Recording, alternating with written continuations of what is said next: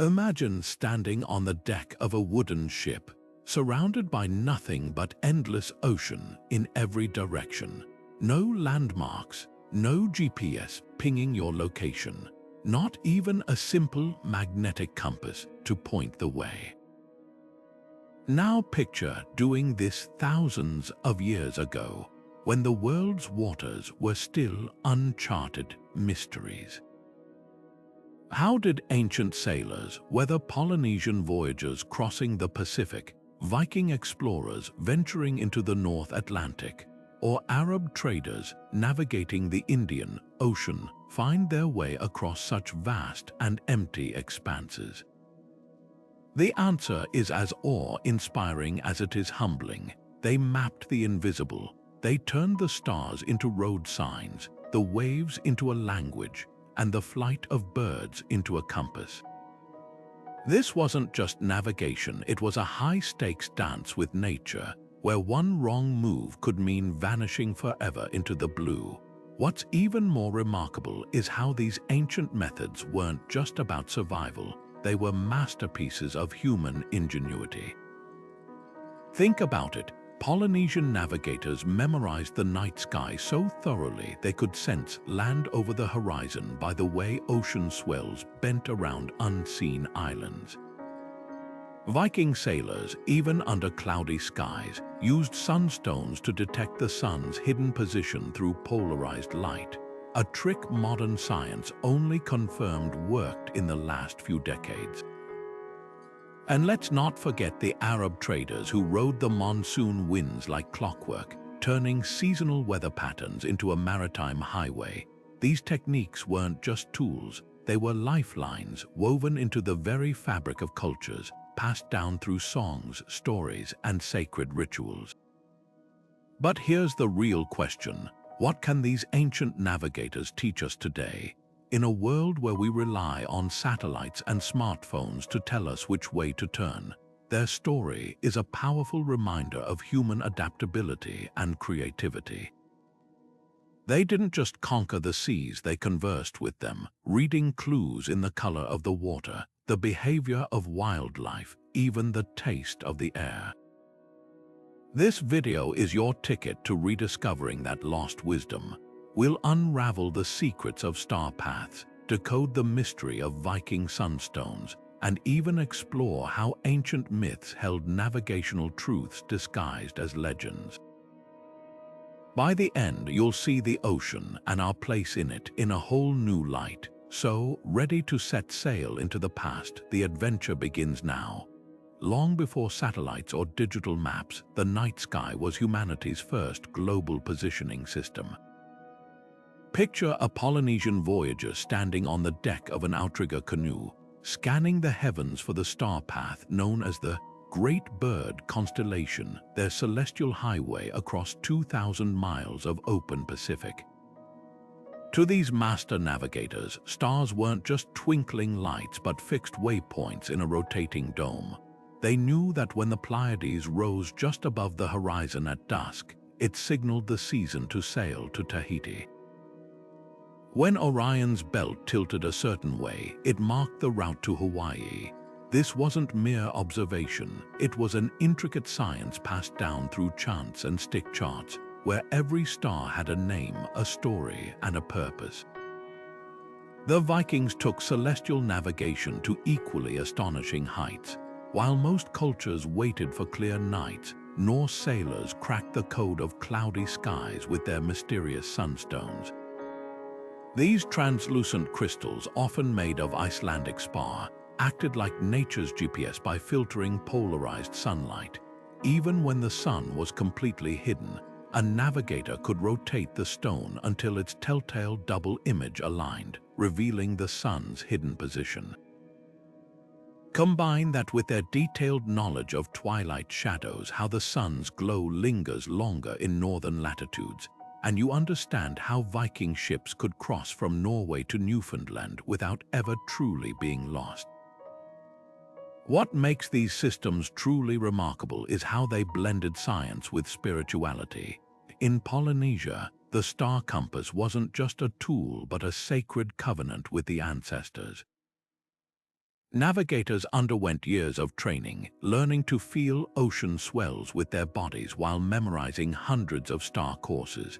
The Vikings, meanwhile, saw their sunstones as gifts from the gods. Some sagas even describe Odin himself bestowing them. This fusion of empirical knowledge and myth wasn't accidental. By wrapping navigation in ritual, cultures ensured this life-or-death wisdom would endure through generations. Modern sailors still study these techniques as a backup when electronics fail. The U.S. Navy's Celestial Navigation course teaches recruits to shoot stars with sextants, while the Polynesian Voyaging Society's Hokulea Canoe recently completed a worldwide voyage using only traditional methods. There's something profoundly grounding about realizing that the same stars guiding a smartphone's GPS once steered wooden ships across continents. The heavens haven't changed, only our way of reading them.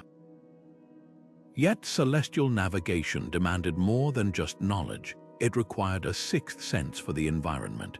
Polynesian wayfinders could detect distant islands by the way clouds clustered over warm lagoons or how certain birds circled at dusk. Viking navigators tasted the air for ice melt or listened for the echo of waves bouncing off fjords. These weren't party tricks but honed survival skills, proving that true navigation lies in the marriage of sky, sea, and human intuition. Perhaps the greatest testament to these ancient astronomers is how their star paths still hold up under modern scrutiny.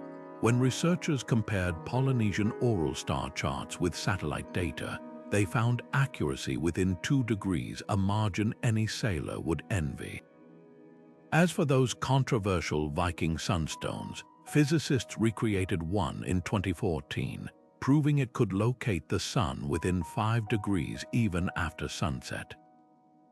Sometimes the old ways aren't just history, they're timeless wisdom written in light. The ocean wasn't just an obstacle to ancient navigators, it was a living, breathing map.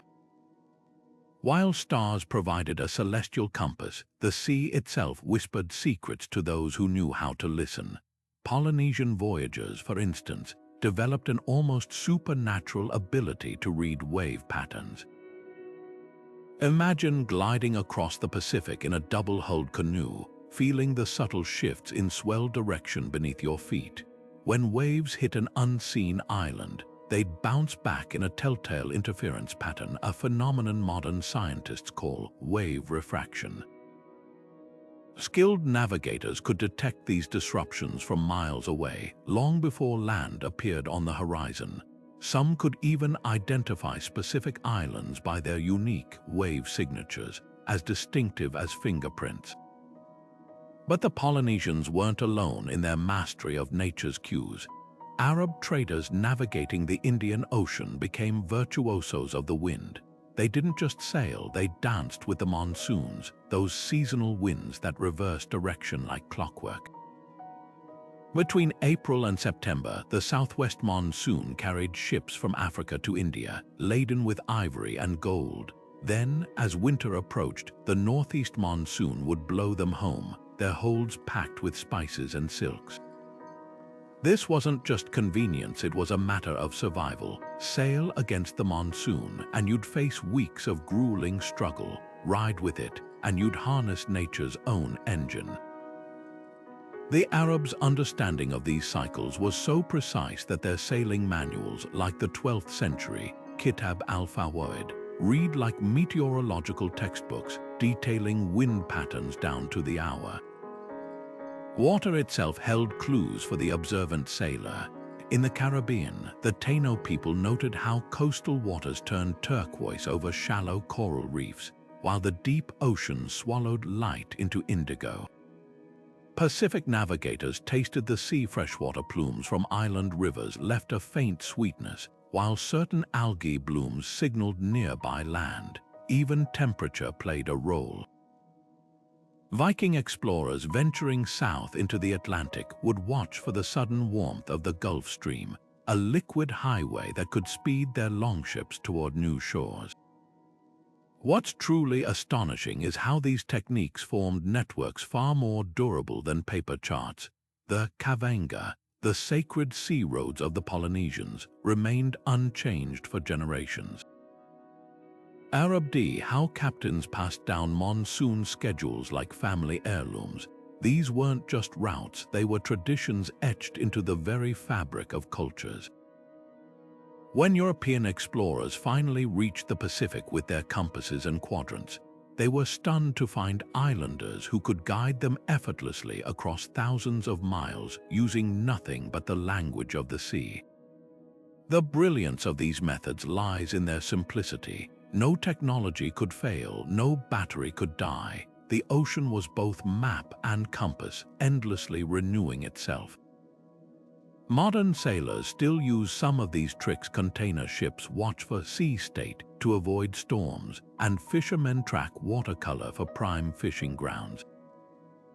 Yet there's a deeper lesson here. In an age of GPS, we've lost something profound. Ancient navigators didn't just traverse the ocean. They conversed with it, learning its moods and rhythms until the boundary between traveler and environment blurred.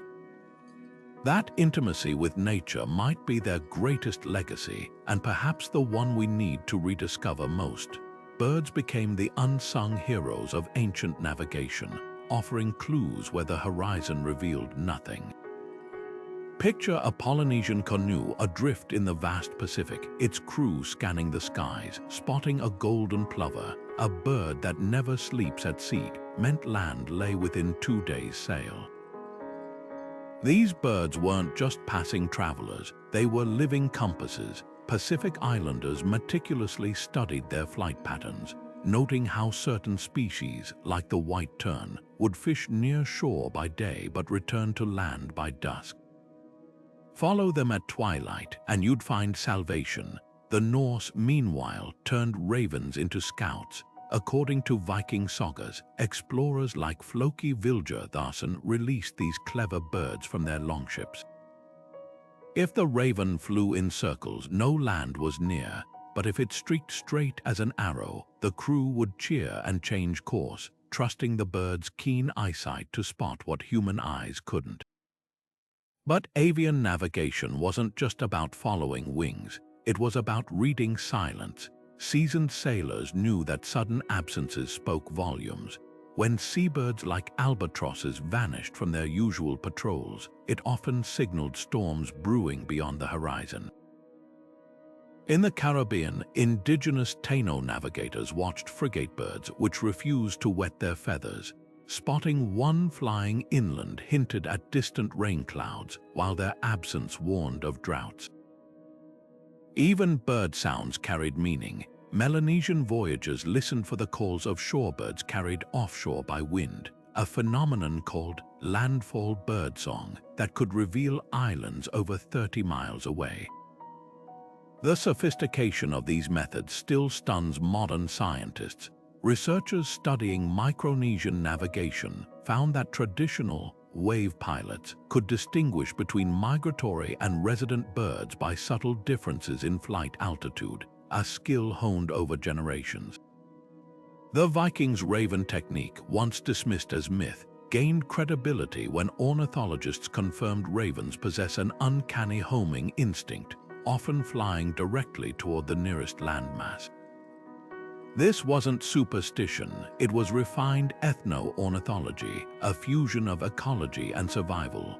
What's most striking is how these practices wove birds into cultural identity. In Polynesia, the god Lono took the form of a plover, linking navigation to divinity.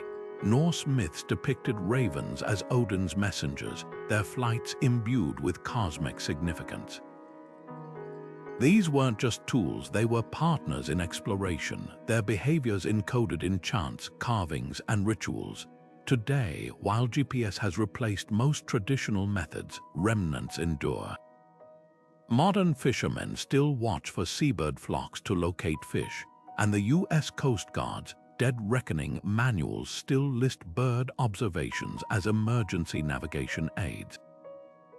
The next time you see a gull riding the wind, remember, Its ancestors guided ships to new worlds, turning the sky into a map long before satellites existed. Imagine sailing through the dense fog of the North Atlantic, where the sun hasn't been visible for days. The horizon blends into the sky, and every wave looks identical, yet somehow, Viking ships pressed onward, reaching places like Newfoundland with eerie precision. Their secret, a palm-sized crystal called the Sunstone, a navigational marvel that turned myth into reality. These translucent stones, often made from Iceland spar or cordierite, worked like nature's own GPS. By rotating the crystal until its double image aligned, navigators could pinpoint the sun's hidden position, even through thick clouds or twilight haze. It wasn't magic, it was physics. The sunstone filtered polarized light, a phenomenon where sunlight scatters in predictable patterns, revealing the sun's location like an invisible beacon. For centuries, scholars dismissed sunstones as legend until a 2013 experiment changed everything. Researchers aboard a replica Viking ship used a calcite crystal to navigate under overcast skies, matching the accuracy of modern instruments within 5 degrees. Suddenly, the sagas made sense, like the tale of King Olaf testing a sunstone by holding it up to an overcast sky and correctly identifying the sun's position. This wasn't just folklore, it was a survival tool refined through generations of trial and error. The Vikings didn't just stumble upon the new world, they calculated their way there, blending celestial knowledge with optical innovation. What's even more fascinating is how these stones straddled the line between science and spirituality. To the Norse, sunlight was sacred, linked to gods like Freya, who governed fair weather and prosperity. Sunstones weren't mere tools but talismans, gifts from the divine to conquer the unknowable. Modern archaeologists have found these crystals buried with chieftains, suggesting they held power beyond navigation, perhaps as symbols of leadership or portals to the gods' wisdom. Yet the sunstone's brilliance lies in its simplicity. Unlike fragile compasses, it never rusted or failed in freezing temperatures. Unlike star navigation, it worked day or night, rain or shine. It's no wonder Viking routes stretched from the Mediterranean to the Arctic, their ships undeterred by weather that would paralyze other sailors. Today, researchers are revisiting this ancient tech for surprising reasons. Submarines, which can't rely on GPS underwater, have tested sunstones as backup navigational aids, proving that a 1,000-year-old idea might still have a place in the digital age. The sunstone's legacy challenges our assumptions about ancient technology. We often picture the past as primitive, yet here's a tool so sophisticated it took modern labs to decode its secrets. It reminds us that innovation isn't just about complexity. Sometimes, the most profound solutions are hiding in plain sight, waiting for us to look through the right lens. Polynesian stick charts defy everything we expect from a map. Forget flat pieces of parchment or digital screens. These were intricate three-dimensional sculptures made of bent sticks, knotted fibers, and tiny shells, looking more like abstract art than navigation tools. But each curve and intersection held meaning. The sticks represented ocean swells, their angles showing how currents bent around islands. Shells marked landmasses, not as fixed points but as disturbances in the sea's rhythm. To the untrained eye, they appeared chaotic, but to a master navigator, they were as readable as a highway sign. What made these charts revolutionary was their focus on movement, not static geography. European maps of the same era obsessed over coastlines and harbors, but Polynesian charts ignored land almost entirely. Instead, they mapped the ocean's behavior, how waves refracted around an atoll, or how currents converged near a submerged reef. A navigator would run their fingers along the sticks, feeling the patterns of swells they'd encounter days into a voyage. Some charts even included invisible islands, places where wave interactions suggested land might lie beyond the horizon. This wasn't just wayfinding, it was a tactile language of the sea, taught through touch and memory rather than ink and paper. The creation of these charts was a sacred art. Apprentices spent years learning to weave them under the guidance of a master, often starting with simple models before progressing to complex, matang charts used for training. The process wasn't merely technical, it was deeply spiritual. Charts were often blessed in ceremonies, their materials chosen with ritual care, pandanus wood for its flexibility, cowrie shells for their connection to the goddess of the ocean. This ensured knowledge wasn't just memorized but internalized, woven into the navigator's very being. Modern scientists have only recently grasped the chart's sophistication. In 2018, oceanographers compared stick chart wave patterns with satellite data and found startling accuracy in how they depicted swell interactions around the Marshall Islands. Even more impressive, these charts weren't carried on voyages, they were training tools. Navigators committed them to memory, then sailed with nothing but their senses, reconstructing the charts mentally as they paddled. This mental mapping allowed them to adjust in real time, sensing shifts in swells that no paper map could predict. The stick chart's legacy endures in unexpected ways. Today's tsunami warning systems use similar principles, tracking how waves bend around land masses. Modern sailors practicing traditional wayfinding still train with replicas, discovering how these tactile maps foster a deeper connection to the ocean than GPS ever could. There's a poetic truth to their design. By mapping the sea's movements rather than its stillness, Polynesians acknowledged a fundamental reality. The ocean isn't just a space to cross, it's a living, shifting entity, and true navigation means learning its language. Stories were more than fireside entertainment for ancient sailors. They were survival manuals disguised as legends. Take Homer's Odyssey, where the hero's decade-long voyage home mirrors real Mediterranean sailing routes. The island of the Cyclops, likely Sicily's volcanic coastline, where eruptions could resemble a giant's fury. Scylla and Charybdis, a poetic warning about the treacherous Strait of Messina, where whirlpools and rocky cliffs still menace ships today. These myths weren't just imaginative tales, they were encrypted travel advisories, wrapping critical navigational hazards in memorable narratives that even an illiterate crew could recall. Across the Pacific, Polynesian chants performed a similar alchemy. The goddess Hina's flight to the moon wasn't just a celestial love story, it encoded the zenith star's position for voyages to Tahiti. When singers recounted Maui slowing the sun with his fishhook, they were also teaching how to gauge longitude by the sun's arc. These stories turned abstract astronomy into vivid drama, ensuring generations retained knowledge too vital to entrust to fragile parchment. The Maori of New Zealand still sing the Whakapapa, genealogies that double as star compasses, linking ancestors to constellations in an unbroken chain of memory. What's striking is how these mythic systems transcended language barriers. Norse runestones carved with serpentine journeys mirrored actual Baltic trade routes, while Aboriginal Australian songlines wove topography into Dreamtime stories. A single verse might describe waterholes, mountain silhouettes, and star alignments in one breath, transforming landscape into lyric.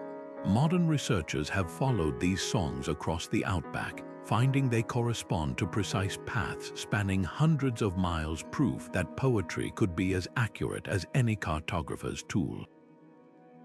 The brilliance of this fusion lies in its resilience. Written maps rot or burn, but a well-told story survives. After European colonization disrupted Hawaiian navigation, The revival of the Hokulea canoe in the 1970s relied heavily on chants preserved by elders' oral archives that had safeguarded star courses for centuries despite foreign suppression. Similarly, when anthropologists studied Micronesian wave pilots, they discovered their training began not with practical lessons but with months of memorizing origin myths. Only after internalizing these stories could apprentices perceive how the tales mirrored actual wave patterns and bird migrations. Mythology's power wasn't just practical, it was psychological. Facing an unpredictable ocean, sailors drew courage from stories of gods calming storms or ancestors conquering the unknown. The Inuit tale of Sedna, whose severed fingers became sea creatures, explained Arctic food webs while reinforcing respect for marine life. Viking sagas framed icebergs as the bones of frost giants, a chilling reminder to steer clear. By personifying natural forces, these narratives helped navigators build relationships with their environment, seeing it not as an adversary but as a world alive with meaning. Today, we're rediscovering how myth and science amplify each other. NASA astronaut training now includes studies of Polynesian wayfinding, recognizing that storytelling boosts spatial memory. Meanwhile, linguists decode Native American petroglyphs to reconstruct lost trade routes, finding that legendary places often mark real copper deposits or obsidian quarries. The divide between fact and folklore blurs not because ancient people didn't understand reality, but because they knew some truths are too complex for bare facts alone. A star chart might guide your hands, but a story steadies your soul when the night sea stretches endlessly in all directions. Imagine sailing across the Indian Ocean in the 9th century, no land in sight for weeks, with nothing but the sun by day and the stars by night to guide you. Arab traders faced this reality daily, relying on a technique as daring as it was precise: dead reckoning. The concept sounds deceptively simple. Track your ship's speed, note the time traveled, and maintain a steady direction. But executing this on the open sea, where currents shift like whispers and winds betray expectations, demanded a navigator's intuition bordering on artistry. Arab D. How captains would measure speed by tossing a log overboard, literally a piece of wood, and counting how quickly it drifted past the hull. They'd track time with sandglasses, sometimes crafted to account for the rocking of waves, while keeping course by aligning their sails with the steady trade winds. The margin for error was slim, but the alternative, sailing blind, was unthinkable. Half a world away, Chinese navigators refined dead reckoning into a tactile science. Their massive junks, some stretching over 400 feet, couldn't afford guesswork. Crews used ki-chu, knotted ropes marked at intervals, lowered into the water to gauge speed.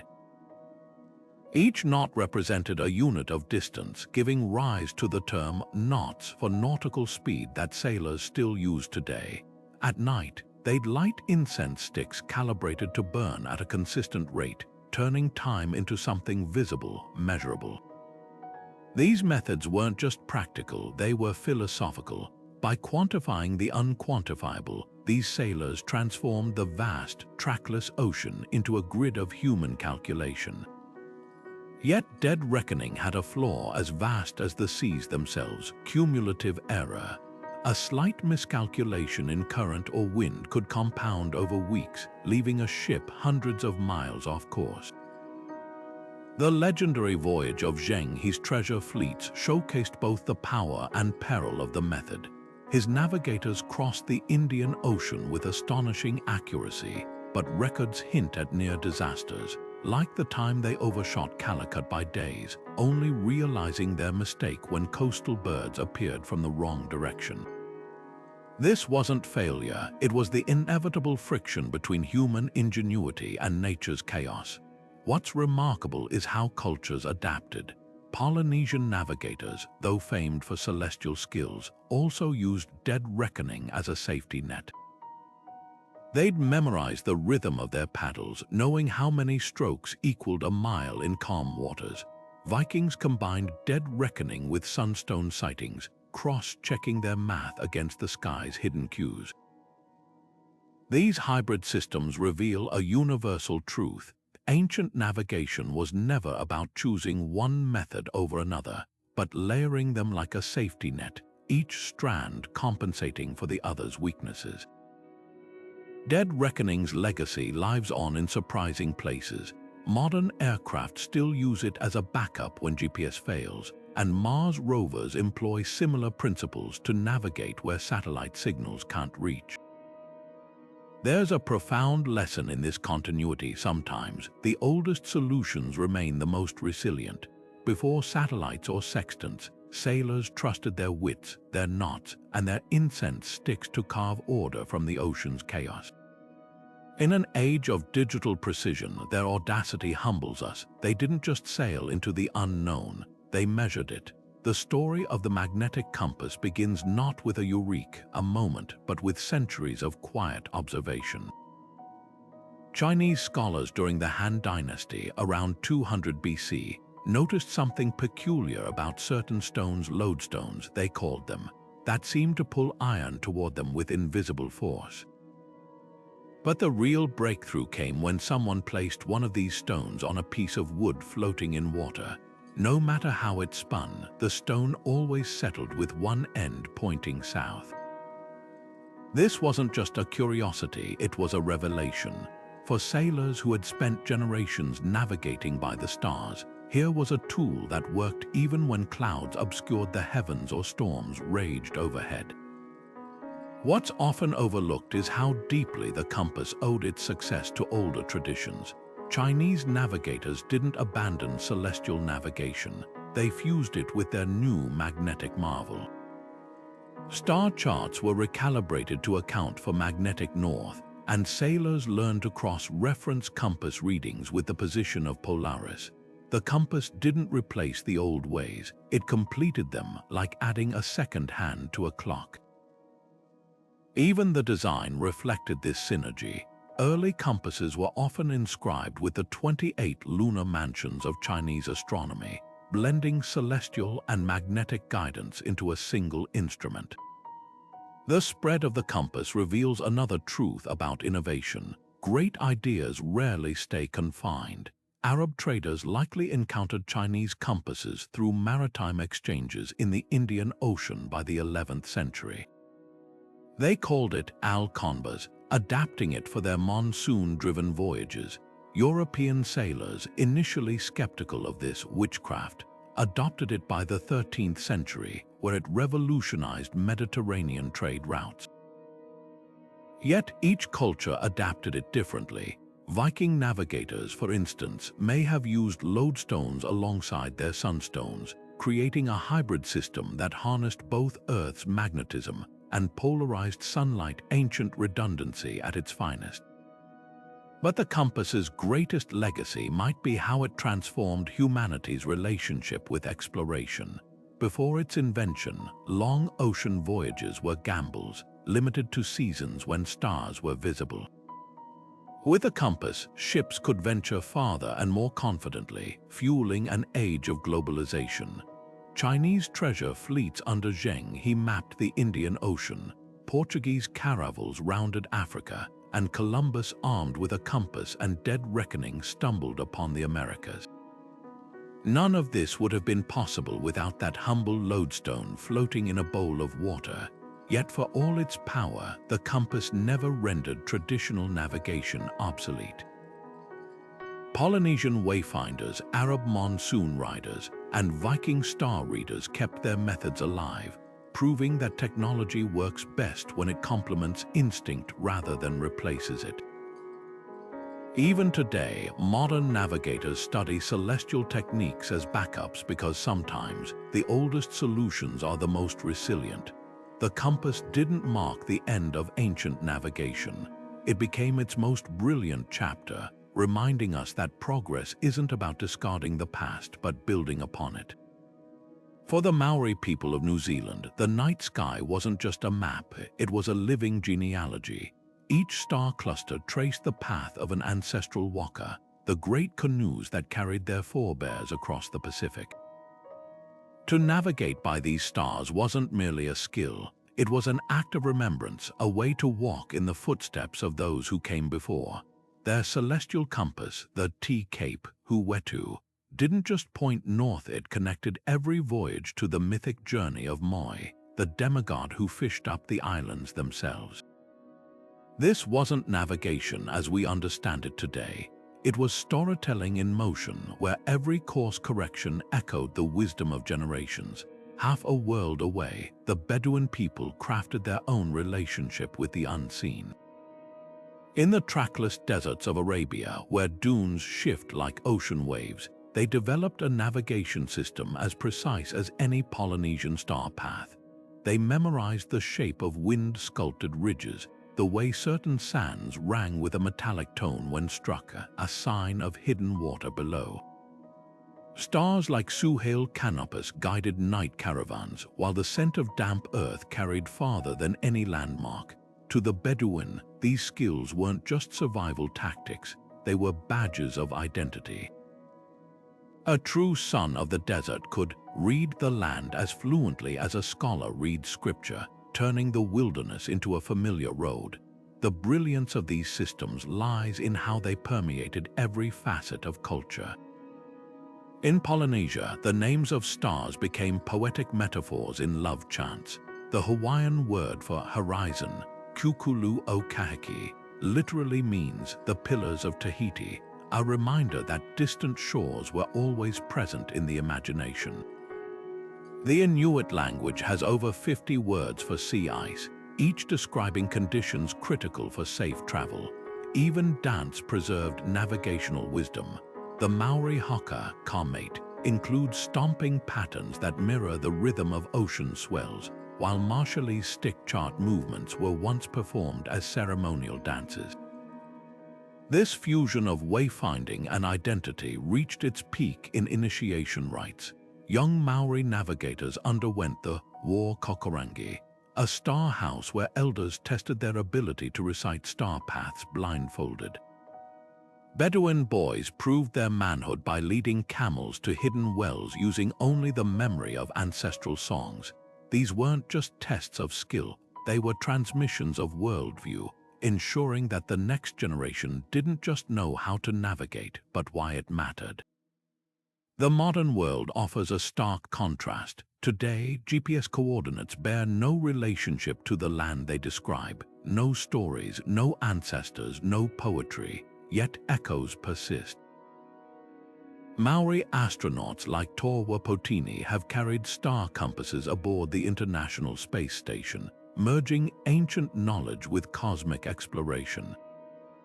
Bedouin guides still lead treks through Wadi Rum using methods unchanged for millennia, proving that some maps are written not on paper, but in the soul. Perhaps this is the deepest lesson ancient navigators offer. To know where you're going, you must first remember who you are. The stars, the dunes, the waves, they were never just tools. They were teachers whispering that every journey outward is also a journey inward.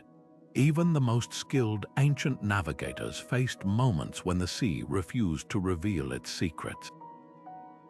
Picture a Polynesian voyager caught in a week-long storm, clouds blotting out the stars, waves erasing all sense of direction, or a Viking longship dragged off course by an uncharted current, its Sunstone useless in relentless rain.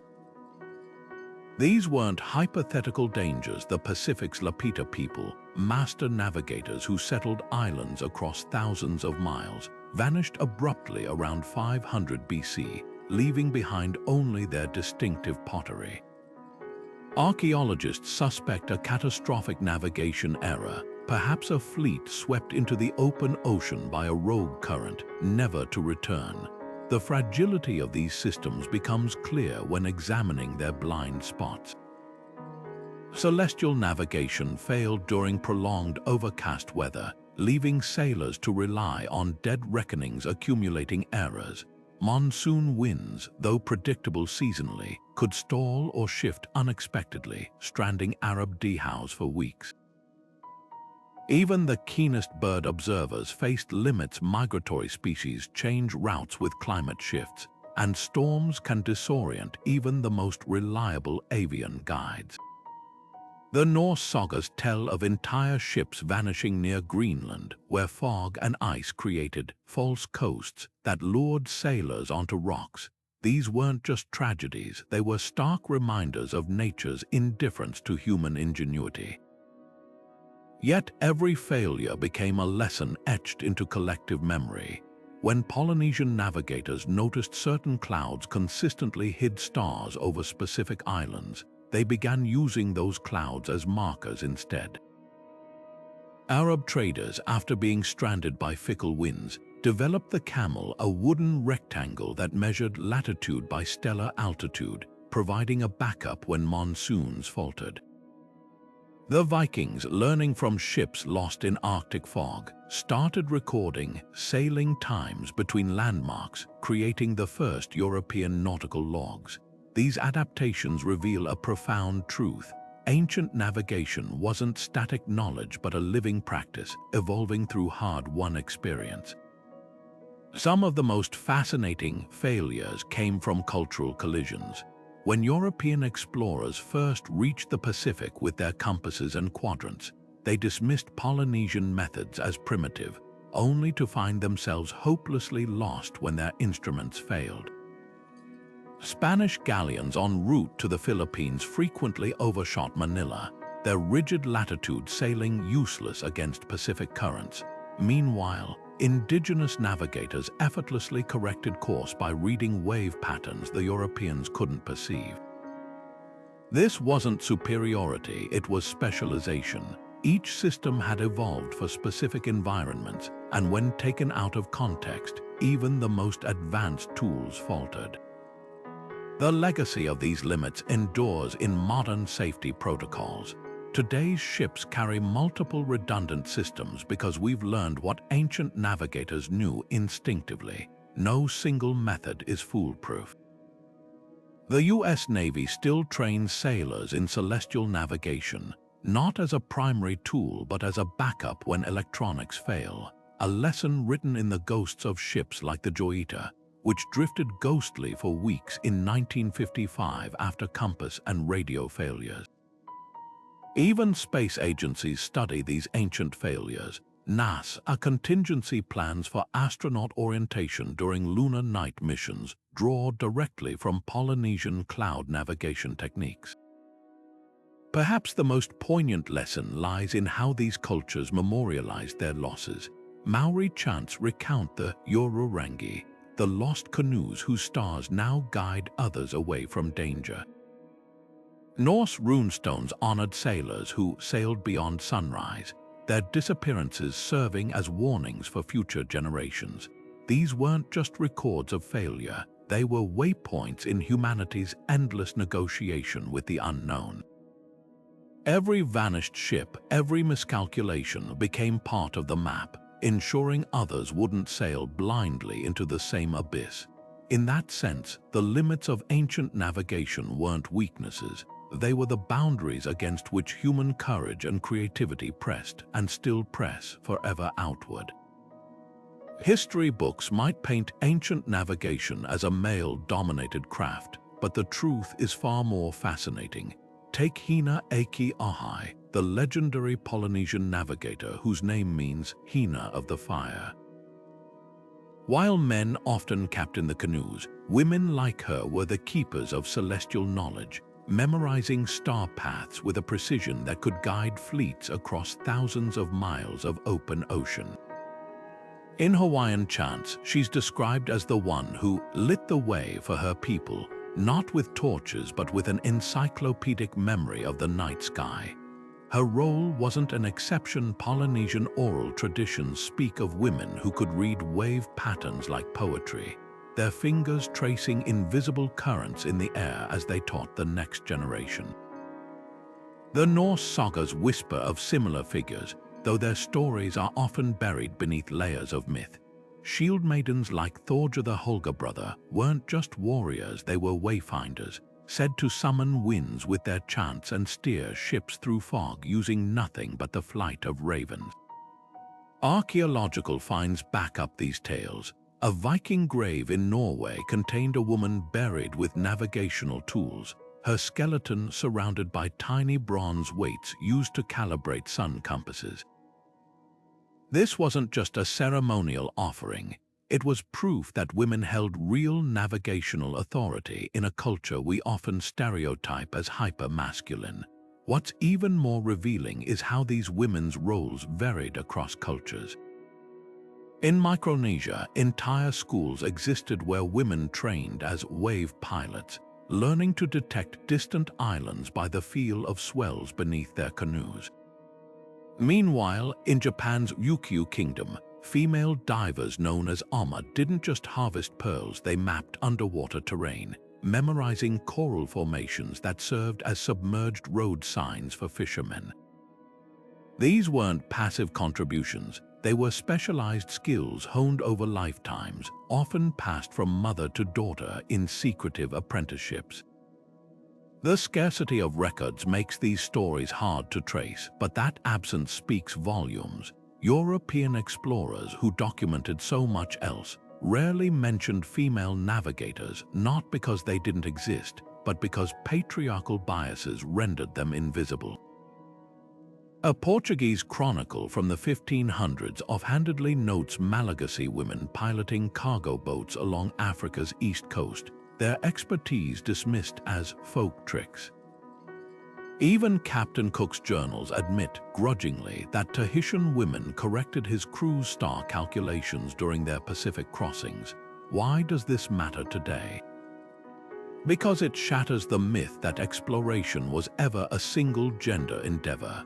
When modern Polynesians revived traditional wayfinding in the 1970s, it was women like Maupiailug's daughter who helped reconstruct star charts from fragmented chants. The Viking ship replicas that crossed the Atlantic in recent decades, many had female navigators interpreting those ancient sagas not as fantasy, but as manuals.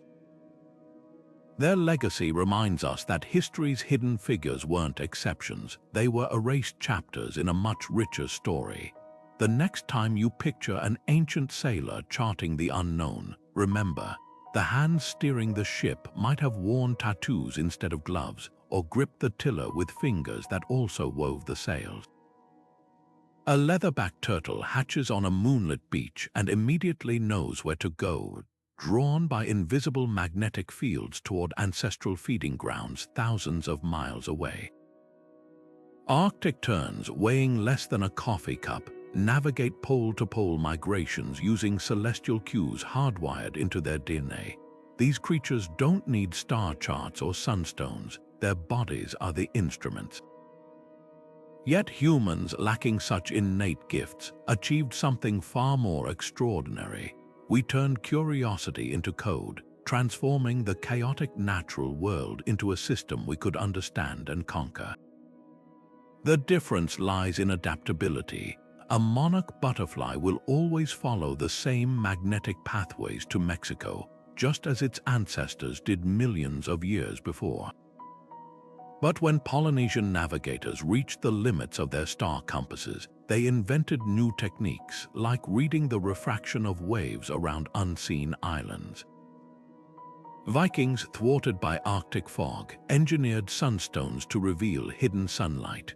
Where animals rely on rigid biological programming, humans thrive on improvisation. A homing pigeon displaced hundreds of miles will still fly its predetermined route, often to its demise. A Polynesian canoe blown off course would recalibrate using cloud formations, bird behavior, and even the taste of the water, layering observations into a living map. This tension between instinct and innovation reshaped the planet. Consider the Pacific golden plover, whose migration path coincidentally aligned with Hawaii's location. Polynesians didn't just follow these birds, they studied their deviations, noting how storms or hunger might alter their flight. Over generations, they extracted patterns from the chaos, creating a replicable system while the plover remained bound by biology.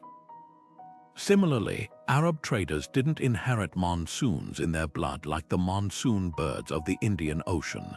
They logged wind shifts over centuries, compiling data into sailing manuals that turned seasonal whims into predictable highways.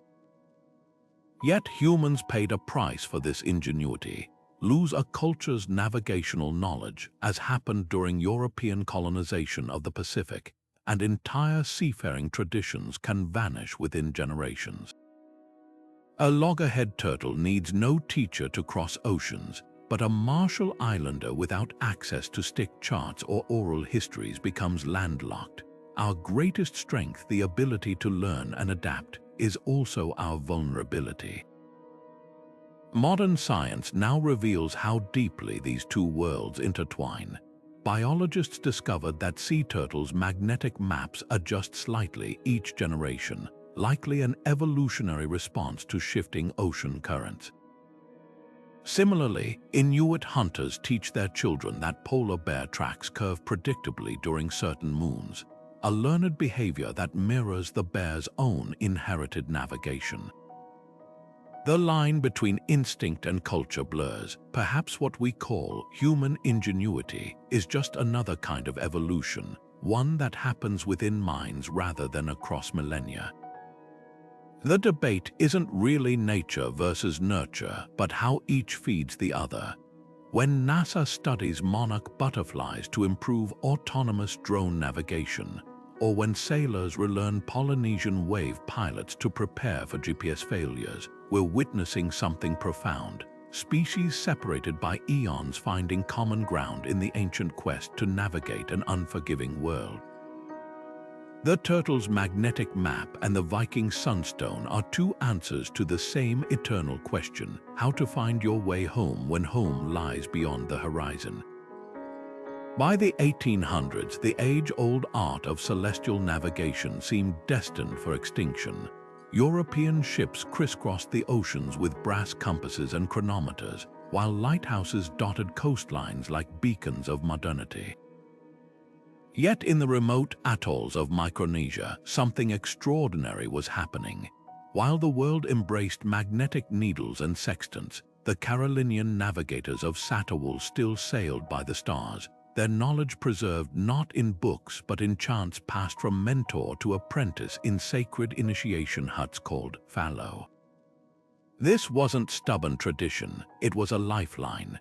When typhoons disrupted trade routes or wars cut off access to manufactured tools, these islanders could still navigate hundreds of miles using only the waves and wind.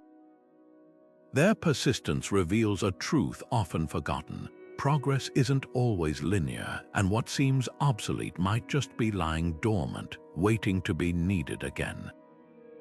The near erasure of these techniques wasn't accidental. Colonial powers actively suppressed indigenous navigation, seeing it as a threat to their control. In Hawaii, missionaries banned wayfinding schools in the 1830s, dismissing star paths as heathen practices. British ships in the Pacific deliberately removed compasses from Polynesian canoes to keep islanders dependent on Western goods. Even the language of navigation was attacked. Marshallese stick chart terms were erased from official records, replaced by German or Japanese nautical terms during occupations. By the 1940s, only a handful of elders in the entire Pacific still held the complete knowledge of traditional wayfinding. It wasn't technology that nearly killed these methods, it was cultural genocide. Then came Maupiilug, the Micronesian navigator who changed history. In 1975, when anthropologists claimed Polynesians couldn't have intentionally settled the Pacific without compasses, Piilug proved them wrong. He guided the Hokulea, a replica double-hulled canoe from Hawaii to Tahiti using only stars, swells, and bird signs. The 2,000-mile voyage shocked academics and inspired a renaissance. Suddenly, young Hawaiians who'd never seen a star compass were lining up to learn the nearly lost art. What began as cultural preservation became something more profound, a rebellion against the idea that modernity requires abandoning the past. This revival forces us to rethink the very definition of progress. Modern navigation tools are undeniably superior in precision. GPS can pinpoint your location to within a few feet. But when the U.S. Navy's guided missile cruiser USS Port Royal ran aground near Honolulu in 2009, its multi-million-dollar systems couldn't explain why. Hawaiian wayfinders knew immediately the ship had hit a reef that traditional chants explicitly warn about, its danger encoded in oral histories for centuries. Similarly, when a storm knocked out GPS during the 2017 Tonga sailing competition, crews trained in celestial navigation finished the race while others drifted helplessly. The lesson: technology fails, wisdom endures. The most exciting developments today blend old and new. The Polynesian Voyaging Society now equips the Hokula with solar panels, not for navigation, but to power lights that make it visible to modern ships. Marshallese sailors use smartphone apps to document wave patterns, creating digital stick charts for future generations. Even the U.S. Coast Guard has reintroduced celestial navigation training, recognizing that cyber attacks could disable satellite systems. This isn't nostalgia, it's strategic redundancy, a marriage of ancestral knowledge and contemporary innovation. Perhaps the deepest value of preserving these methods lies beyond practicality. When Maori teenagers learn to steer by Matariki, the Pleiades, they're not just memorizing star positions, they're reconnecting with ancestors who sailed those same currents 1,000 years ago. The Inuit practice of naming ice formations isn't just about safety. It's a language that binds them to a melting Arctic. In a world where screens mediate nearly every experience, these traditions offer something radical, a way to navigate not just oceans but our place in the cosmos. The compass didn't render the stars obsolete, it just gave us one more way to find our way home. Scientists peering through high-powered telescopes are uncovering something astonishing. The same star paths Polynesian navigators described centuries ago align almost perfectly with modern astronomical data. In 2018, researchers at the University of Hawaii compared traditional Polynesian star compasses with satellite star charts and found discrepancies of less than 2 degrees. That's like using the North Star to sail from Los Angeles to Honolulu and arriving within sight of Diamond Head, a margin of error any modern sailor would envy. Even more impressive, these celestial maps weren't drawn on paper but memorized through chants like the Hawaiian Kumulipo, which encodes star positions in rhythmic verses passed down for generations. Meanwhile, in Scandinavian laboratories, physicists have been putting Viking sunstones to the test. Using Icelandic spar crystals identical to those found in Norse ship burials, teams recreated cloudy conditions in light polarization chambers. The results were jaw-dropping. Even with the sun completely obscured, the stones could pinpoint its location within 5 degrees.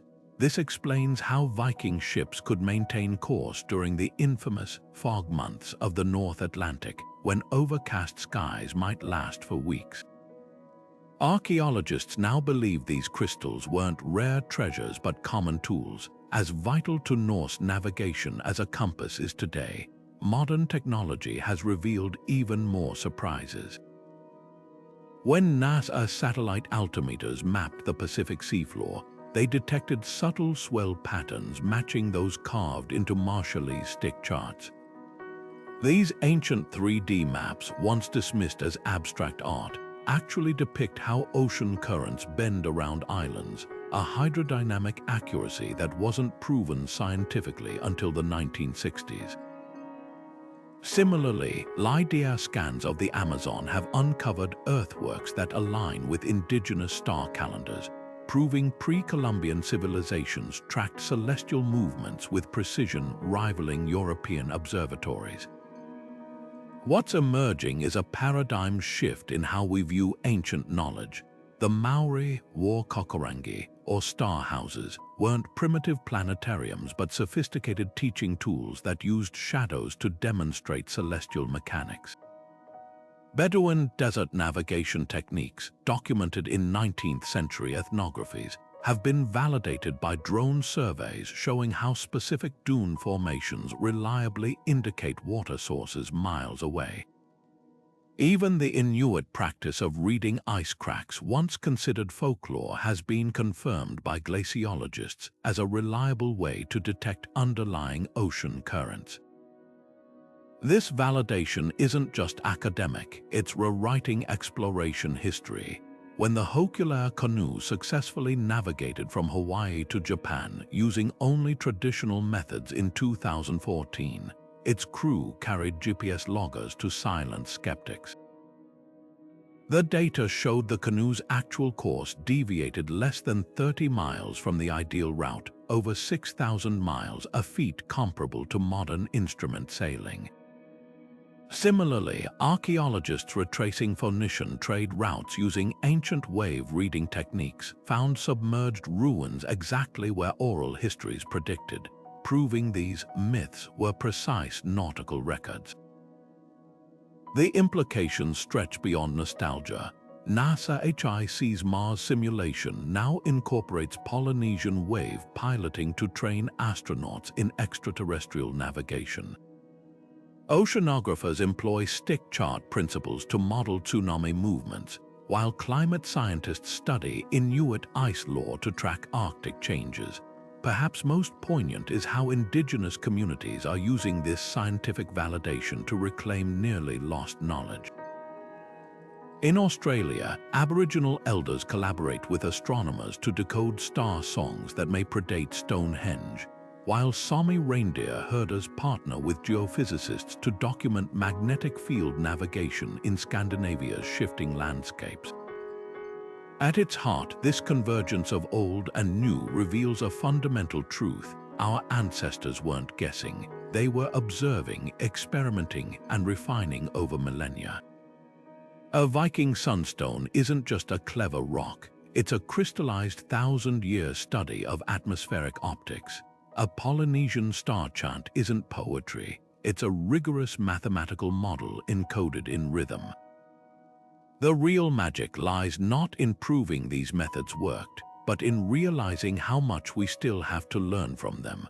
As satellites circle overhead and submarines plumb the deep, we're discovering that the past holds maps to futures we've only begun to imagine. The ocean was the world's first superhighway, and its navigators were the invisible architects of globalization. Picture an Arab how laden with frankincense and myrrh, riding the monsoon winds from Oman to India. These weren't just cargo ships, they were floating universities. Alongside sacks of pepper and cinnamon traveled Persian astronomy, Indian mathematics, and Greek medicine, all exchanged in bustling ports from Zanzibar to Guangzhou. The sailors who manned these vessels did more than transport spices. They stitched together civilizations, their knowledge of winds and currents enabling the first truly interconnected world economy. Polynesian voyages played an equally revolutionary role, though their cargo was less about luxuries and more about life itself. When double-hulled canoes carried taro, breadfruit, and sweet potatoes across the Pacific, they weren't just moving crops, they were reshaping ecosystems. The spread of these plants created a nutritional web that sustained islands thousands of miles apart, a kind of ancient food security network. A single voyage could introduce coconut palms to atolls where no tree had grown before, or deliver chickens to islands where protein was scarce. This wasn't trade as we think of it today. It was ecological engineering on a continental scale, all guided by navigators who could read the stars like a grocery list. The real currency of these routes wasn't silk or spices, it was trust. Malay pilots navigating the Malacca Strait relied on shared codes of conduct with Chinese junks and Indian merchant ships, creating a maritime lingua franca centuries before the term existed. In the Mediterranean, Phoenician traders established colonies not through conquest but by proving their navigational reliability, turning rocky coves into cosmopolitan hubs like Carthage and Cadiz. Even the Norse, often remembered as raiders, built their Atlantic empire on trade routes stabilized by precise sailing times recorded in Nar logs. The difference between a Viking raid and a Viking trade mission often came down to whether the local navigator recognized the approaching longship's steering technique. Religion rode the waves alongside commerce. Arab navigators spreading Islam across the Indian Ocean used the same star charts that guided their trade routes, building mosques with Qibla walls aligned to navigational stars like canopus. Buddhist monks traveling from Sri Lanka to Java on merchant ships transformed Southeast Asia's spiritual landscape, their sacred texts protected in waterproof lacquer boxes designed by shipwrights. Polynesian navigators carried not just plants but the worship of deities like Kanaloa, the squid god whose celestial tentacles were said to hold the stars in place. These weren't coincidental cultural exchanges, they were direct results of navigation techniques precise enough to make regular long-distance travel possible. The silent heroes of this story were the mapmakers who left no maps. Marshallese stick charts and Polynesian star compasses were too vital to commit to paper. They existed in minds and chants, passed down through generations like trade secrets.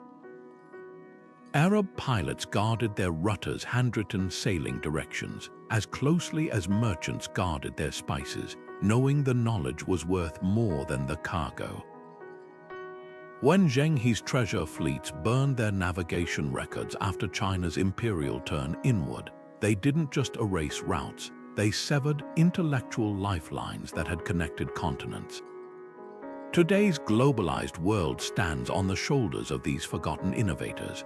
The very concept of standardized time zones emerged from the need to coordinate railway schedules, a direct descendant of maritime sailing schedules. The word tariff comes from the Arabic tarif, the fees Arab navigators charged to guide ships through treacherous reefs. Even modern container shipping, with its precise logistics, echoes the Polynesian practice of timed crop transfers between islands. The next time you sip coffee grown halfway around the world, remember, it reached your cup thanks to navigation techniques refined over millennia, where the true north wasn't just a direction, but the promise of connection. The ocean at night holds secrets invisible by daylight, secrets ancient navigators learned to decipher. When Polynesian voyagers spotted ghostly blue swirls beneath their canoes, they didn't just marvel at the glow. They recognized bioluminescent algae as nature's streetlights marking shallow reefs. These living beacons, disturbed by waves breaking over submerged land, created luminous pathways to safety. Similarly, Inuit hunters traversing the Arctic didn't fear the groans of shifting ice, they listened. The pitch and frequency of cracks revealed whether ice was stable or thinning, a skill that meant the difference between a successful seal hunt and a deadly plunge into freezing waters.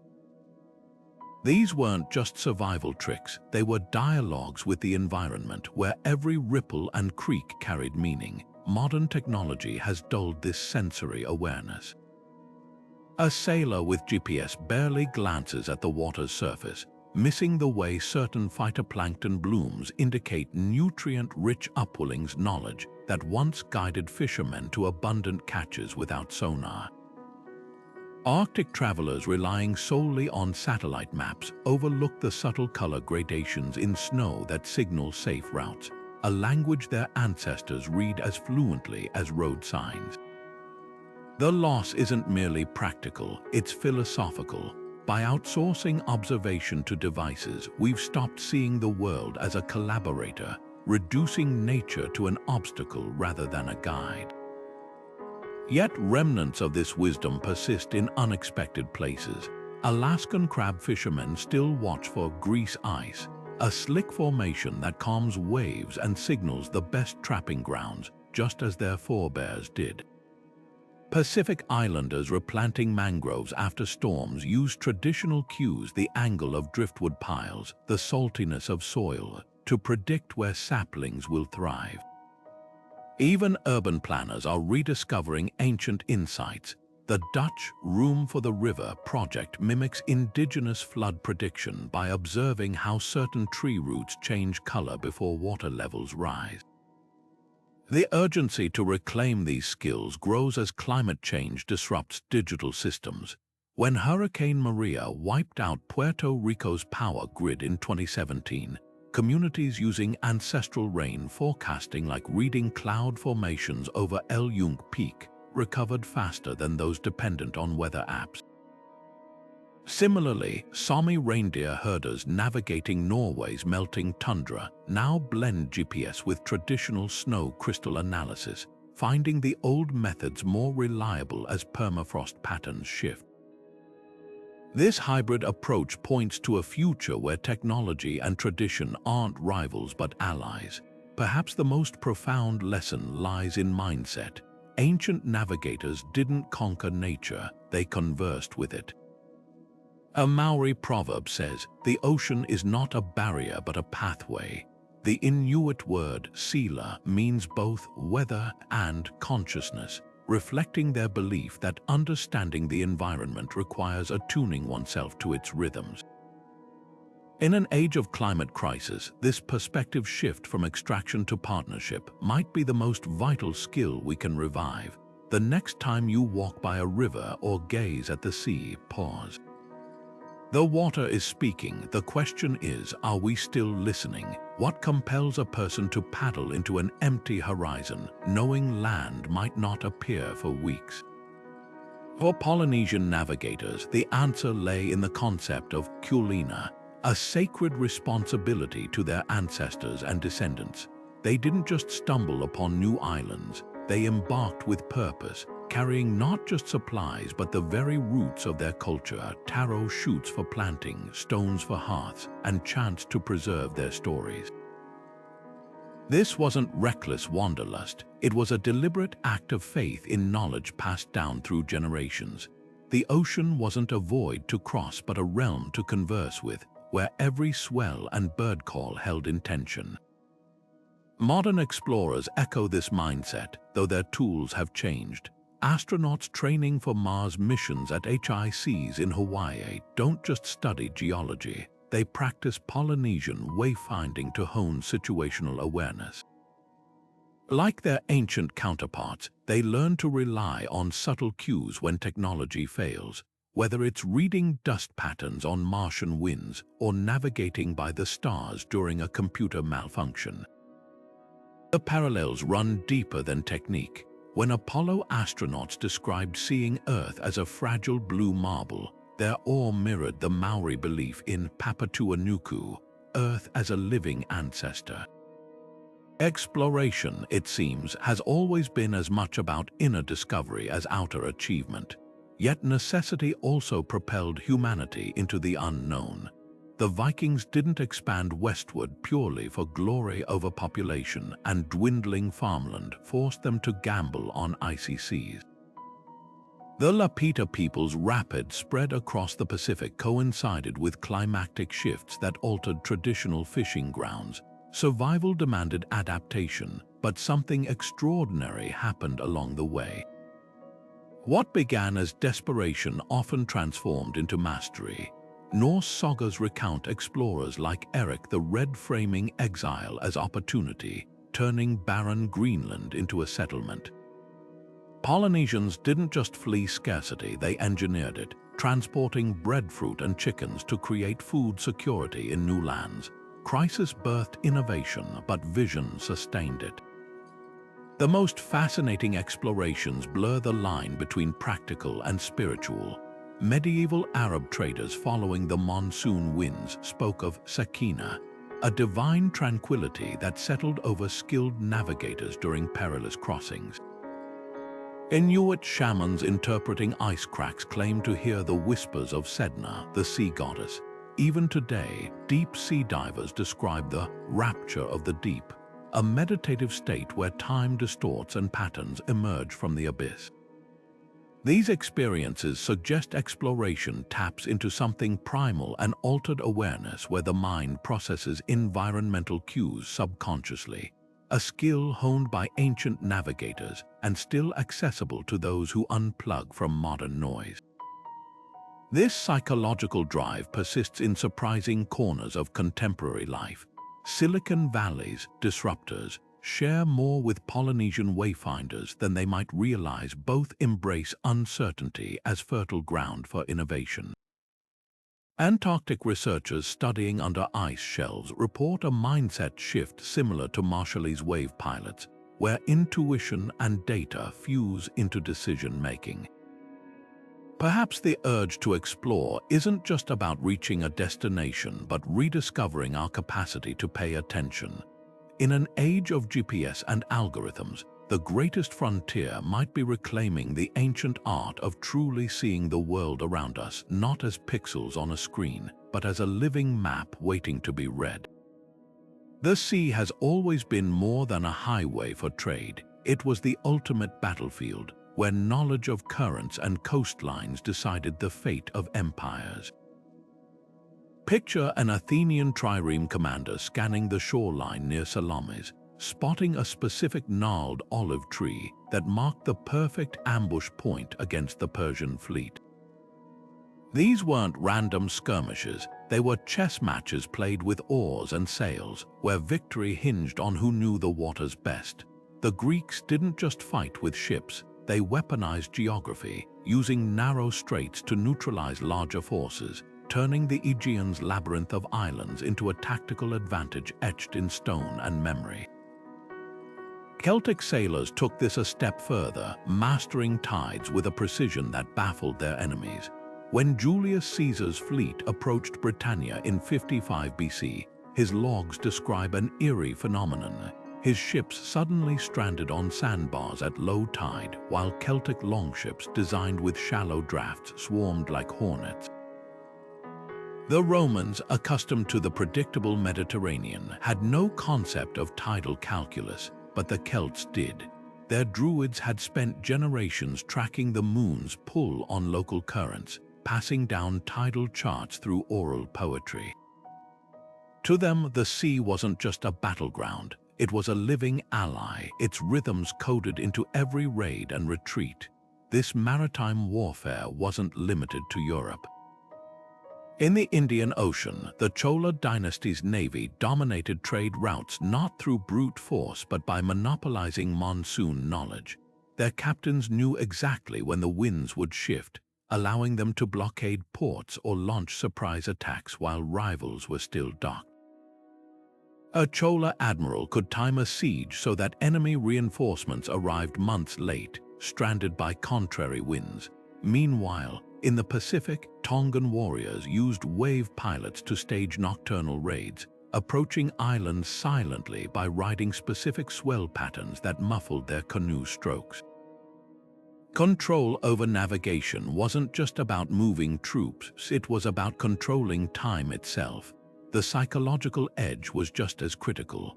Viking longships appearing from fog banks weren't just terrifying because of their dragon prows, it was the impossibility of their arrival. How could they cross the North Sea in winter when no sane sailor dared? The answer lay in their sunstones and star paths, tools that turned the off-season into their private hunting ground. Byzantine chronicles describe Arab fleets suddenly materializing off Crete, as if summoned by jinn, their navigators using secret star alignments to bypass patrolled waters. These weren't battles, they were feats of wayfinding theater designed to shatter morale before the first arrow flew. Yet the most fascinating aspect of naval warfare wasn't the technology, it was the theft of knowledge. When Carthage fell to Rome in 146 BC, the victorious general Scipio Africanus didn't just burn the city, he confiscated its legendary periplus scrolls, detailed sailing logs that revealed Atlantic trade routes as far as Britain. Similarly, when the Spanish captured a Maya canoe in 1519, they weren't interested in its cargo of jade.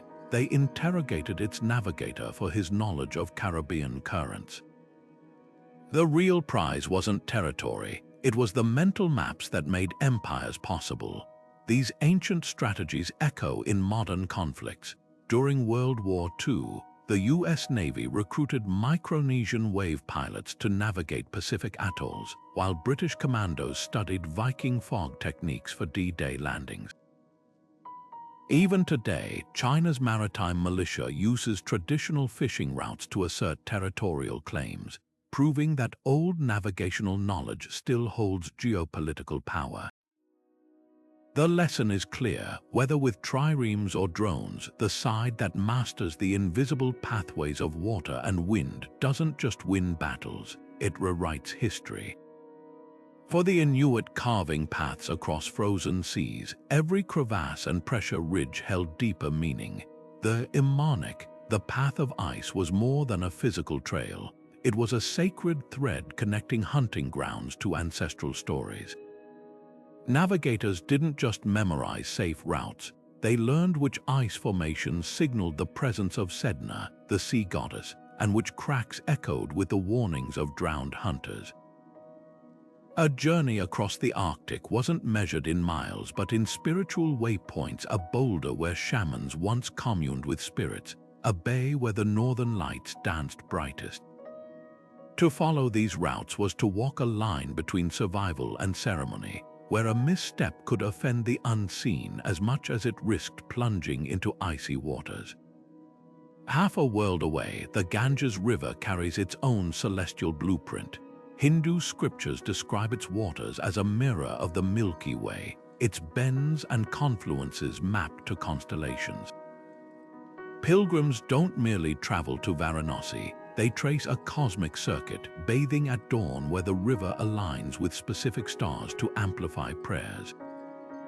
The Kumbh Mela, the world's largest human gathering, revolves around precise astronomical events.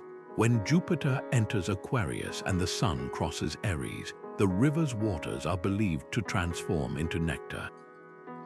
This isn't geography, it's theology written in currents where every ripple holds divine intent. The Camino de Santiago weaves both worlds, the earthly and the ethereal, into its ancient stones.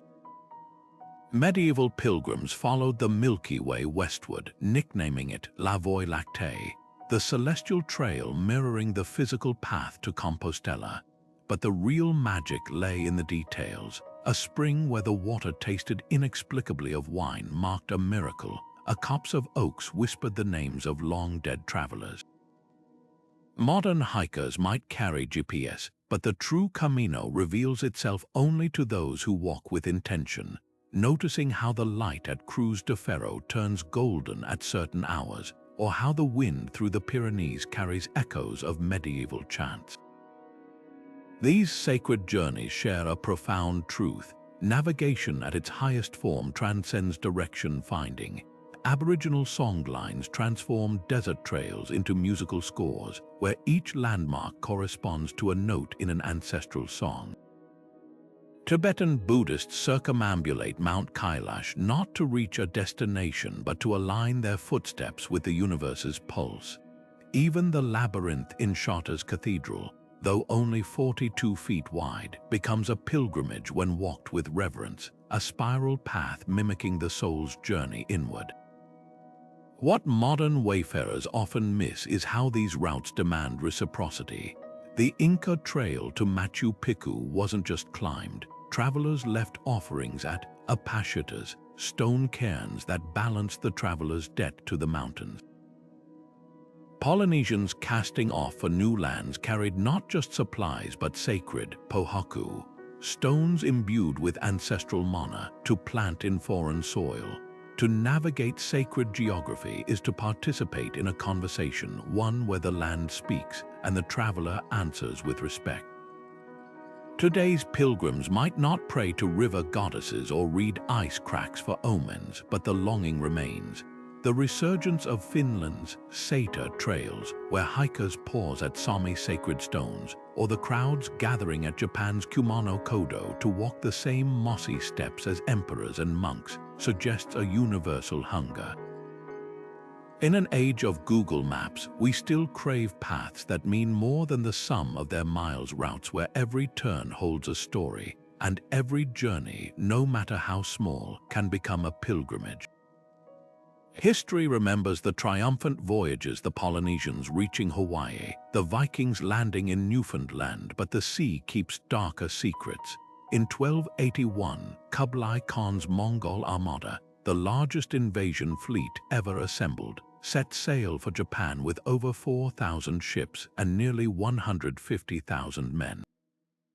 Then the Straits of Tsushima swallowed them whole. Some ships vanished in a single night, victims of the kamikaze, the divine wind, that Japanese chroniclers claimed was summoned by prayers to protect their shores. Modern scholars now recognize these winds as typhoons of unprecedented fury, their paths invisible to Mongol navigators who relied on coastal landmarks and dead reckoning. The wreckage scattered across the seafloor tells the grim aftermath: shattered hulls, weapons still packed in crates, and the eerie silence of a mission erased by nature's indifference. These disasters weren't just bad luck, they were systemic failures. The Mongols, masters of land warfare, had pressed Chinese and Korean sailors into service with little understanding of open water navigation.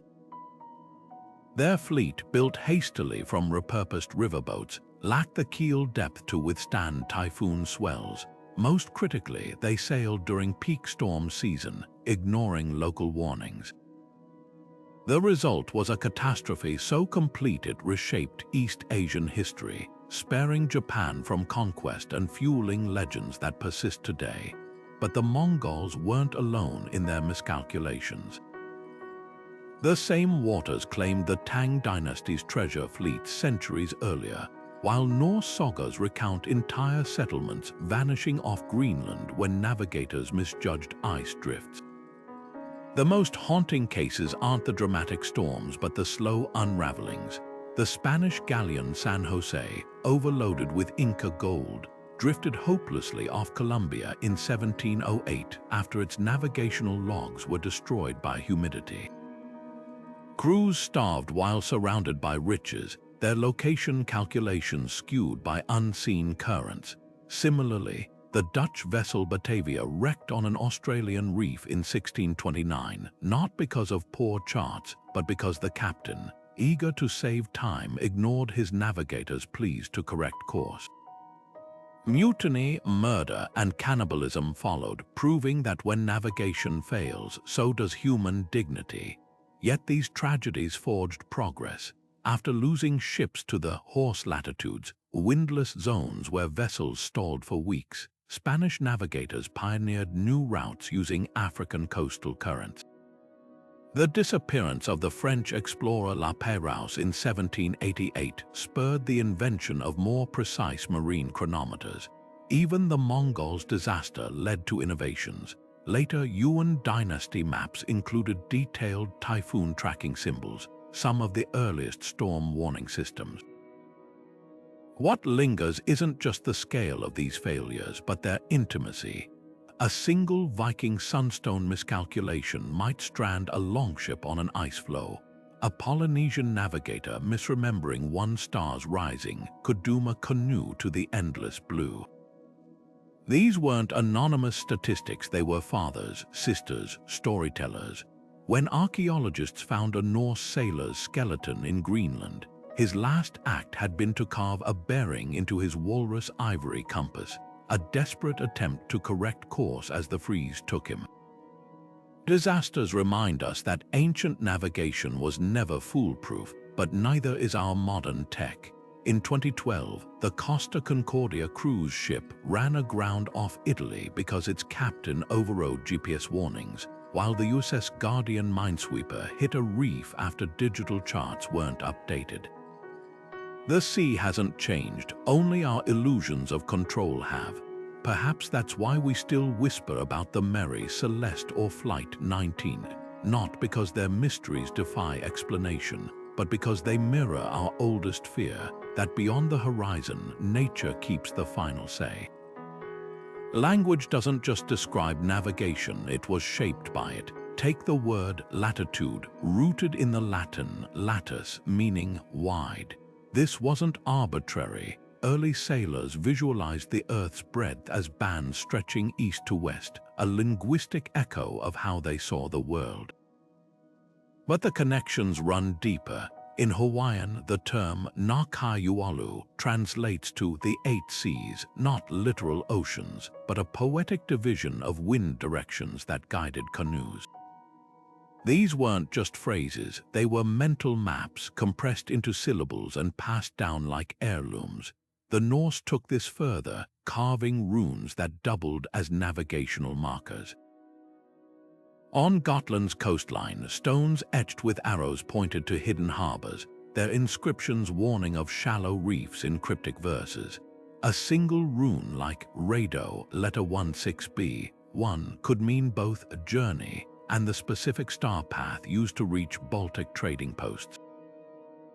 This wasn't mere symbolism, it was practical cryptography, where language concealed vital routes from competitors while guiding allies. Even today, Icelandic fishermen still use medieval terms like landvarnar blár, landguard blue, to describe the exact hue of distant mountains visible only at certain tides, a chromatic GPS encoded in vocabulary. Polynesian chants turned navigation into living poetry. The Kumulipo, Hawaii's creation chant, doesn't just list ancestors, it arranges them in sequences mirroring star paths to Tahiti. When singers recite how Maui slowed the sun, they're also encoding how to gauge longitude by the sun's arc. This fusion of myth and measurement ensured survival. Critical knowledge could survive generations without writing. Similarly, Marshallese sailors described wave patterns with terms like dial-up, meaning a swell that kneels before an unseen atoll, a linguistic snapshot of hydrodynamic science long before textbooks existed. The sea also birthed idioms we still use unknowingly. Learning the ropes originated on square-rigged ships where knowing each line's function was life or death. By and large, a sailor's term for sailing both into and across the wind became universal shorthand for generalization. Even under the weather comes from the leeward side of a ship, the sheltered spot where seasick crew recovered. These phrases didn't just spread, they evolved like linguistic barnacles clinging to global trade routes. Perhaps the most profound influence lies in what's untranslatable. The Sami language has 8 words for north, each denoting precise wind and snow conditions critical for Arctic travel. Inuit dialects distinguish dozens of ice types, where kinu refers specifically to slush that traps kayaks, a single syllable conveying both a physical state and a danger warning. These terms resist direct translation because they're not just descriptions, they're survival algorithms distilled into speech. Modern technology hasn't erased these connections, it's transformed them. Pilots still fly a heading, a phrase borrowed from ship compasses. The digital cloud metaphorically floats data where Polynesians once navigated by actual clouds. Even the word network traces back to Norse netter, the woven fishing nets whose patterns inspired route mapping techniques. Every time we say we've lost our bearings, we're unconsciously invoking centuries of wayfinding wisdom, proof that language remains humanity's oldest and most durable map. The Hokula isn't just a replica Polynesian canoe, it's a time machine. When this double-hulled vessel first sliced through Hawaiian waters in 1975, built using centuries-old designs and tools, it shattered assumptions about what ancient sailors could achieve. Without metal nails or modern materials, the Hokulair covered 2,000 miles from Hawaii to Tahiti using only traditional navigation, proving that these primitive vessels were anything but. Experimental archaeologists discovered something startling. The canoe's crab claw sails, once dismissed as inefficient, actually outperformed modern rigging in crosswind conditions, harnessing breezes that left European-style sails flapping uselessly. The secret lay in their flexibility, the way the sails could be adjusted mid-voyage to dance with shifting winds, a nuance no textbook had captured. Half a world away, a different kind of resurrection was underway. In Denmark, the Roskilde Ship Museum embarked on a 20-year project to reconstruct the Skulderlev II, a Viking longship excavated from a fjord. Using only axes modeled after 9th century tools, craftsmen painstakingly shaped oak planks, discovering that the Norse clinker technique overlapping boards riveted with iron created vessels far more resilient than expected. When tested in North Atlantic storms, the replica didn't just survive, it excelled, riding waves like a seabird. The longship's shallow draft allowed it to glide onto beaches for raids, while its symmetrical design meant it could reverse direction without turning, a feature modern naval architects now study for maneuverable patrol boats. These projects reveal a truth that blueprints alone could never show. Ancient shipbuilders were master physicists. Polynesian lashings made from coconut fiber, soaked in seawater to expand and tighten, created joints more durable than steel in saltwater conditions. Viking shipwrights intentionally curved planks using fire and moisture, creating hulls that flexed with waves instead of fighting them. What seemed like crude constructions were actually sophisticated shock absorbers, evolved over generations of oceanic trial and error. The human element proved just as crucial. When the Hokulair's crew attempted night watches using Western-style shifts, they grew disoriented. Only by adopting the Polynesian practice of continuous, shared awareness, where multiple navigators remained alert together, did they maintain course accuracy. Similarly, Viking reenactors learned that their ancestors' woolen clothing, often mocked as inadequate, trapped heat when wet, outperforming modern synthetics in freezing spray. Perhaps most humbling were the speed trials. The 35-meter-long Skulderlev II replica reached 15 knots under sail faster than many medieval cargo ships, while the Hokulair outpaced motorized support boats in squalls. These weren't slow, lumbering vessels. They were the sports cars of their eras, engineered for specific environments with a precision that still astonishes. Museums now display these replicas not as curiosities, but as masterclasses in engineering, proving that ancient innovation wasn't a stepping stone to modernity. It was a parallel path we're only beginning to understand. Mars doesn't have oceans or migratory birds, but it might have something even more valuable for future explorers. The same vast, trackless horizons that once challenged ancient navigators. NASA HIC's Mars simulation in Hawaii didn't just test spacesuit designs. It trained astronauts in Polynesian wave piloting, teaching them to read subtle environmental cues when GPS signals fail. The logic is startlingly simple. On Mars, where satellite coverage might be patchy and magnetic compasses useless, astronauts could become their own navigational instruments, interpreting dust patterns on the wind like Pacific Islanders once read swells. A rover's wheel marks might serve the same purpose as Marshallese stick charts, revealing terrain changes through texture and shadow rather than digital maps. This isn't science fiction, it's already happening. During the 2-year Biosphere 2 experiments, crews practiced celestial navigation through the facility's glass roof, aligning star positions with desert landmarks to simulate off-world wayfinding. Meanwhile, the European Space Agency's Caves program trains astronauts in Sardinian underground labyrinths using Inuit ice crack navigation techniques to navigate without sunlight. Parallels are uncanny. Just as Polynesian navigators memorized wave refraction patterns around invisible reefs, Mars colonists might memorize the way dust devils swirl around craters, turning atmospheric quirks into road signs. The real breakthrough lies in cognitive training. Traditional wayfinding doesn't just teach routes, it rewires the brain to process spatial information holistically.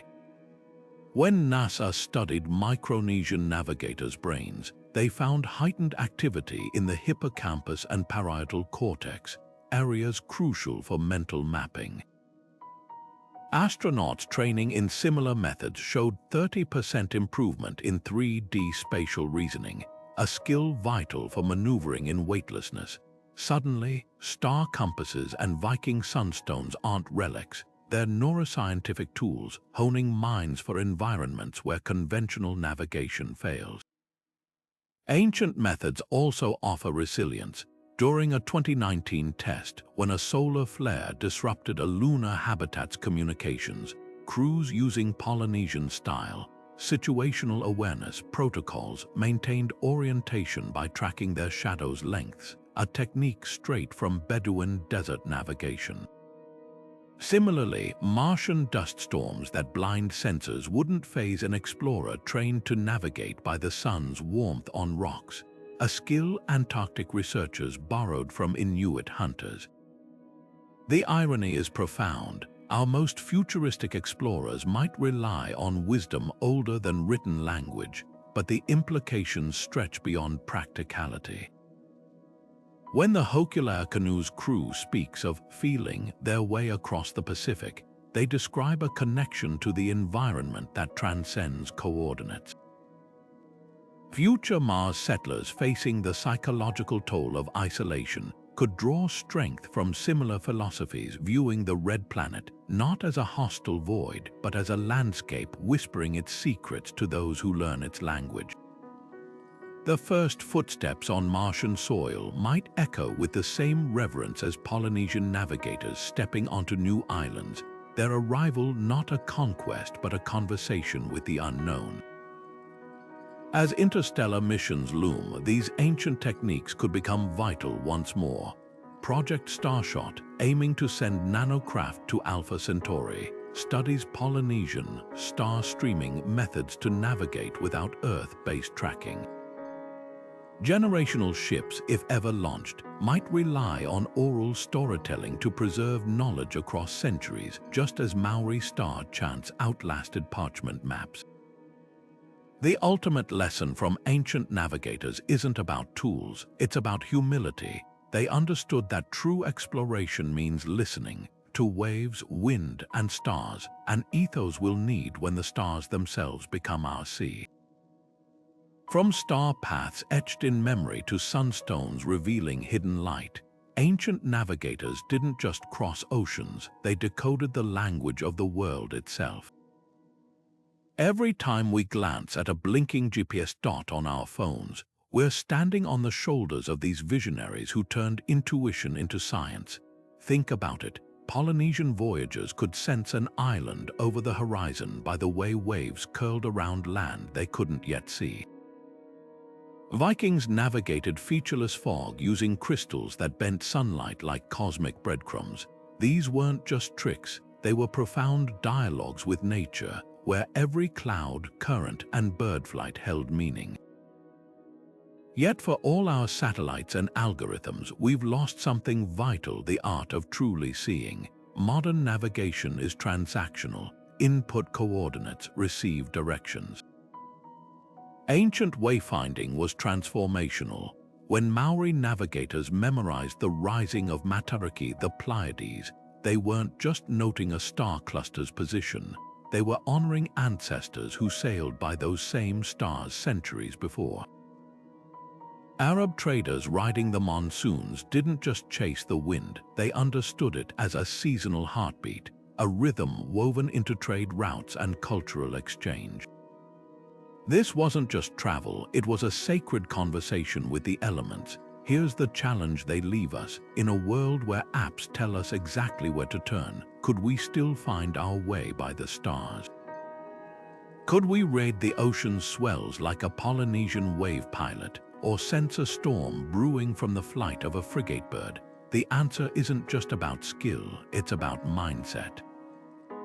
Ancient navigators embraced uncertainty as part of the journey. When clouds hid the stars, they turned to wave patterns. When currents shifted, they listened to the water's song. Their resilience wasn't just in their tools, but in their willingness to adapt, to trust that the world would reveal its secrets to those patient enough to learn its language. Their legacy isn't locked in museums, it's alive in unexpected places. NASA studies Polynesian techniques for Mars missions. Farmers in the Andes still plant crops by Inca star calendars. The next time you watch seabirds arc toward land or notice how shadows lengthen before dusk, you're glimpsing the same cues that once guided explorers across continents. These methods remind us that technology works best when it complements instinct, not replaces it. After all, Viking Sunstones didn't make them braver, they just helped brave people go farther. So as you swipe through maps on your screen, take a moment to marvel at the real-world navigation happening all around you. The ants following pheromone trails, the whales migrating by magnetic fields, the night sky rotating as it has for millennia. The ancient navigators' greatest gift wasn't just their routes, it was their reverence. They didn't conquer nature, they collaborated with it. And in an age of climate change and digital overload, that might be the most vital lesson of all. Now it's your turn. Could you navigate without technology? Drop your thoughts below. Have you ever tried finding your way by the stars or noticing natural signs? Don't forget to subscribe. Our next adventure into history's mysteries is already on the horizon. Until then, keep looking up, down, and around. The world is still full of invisible maps waiting for those willing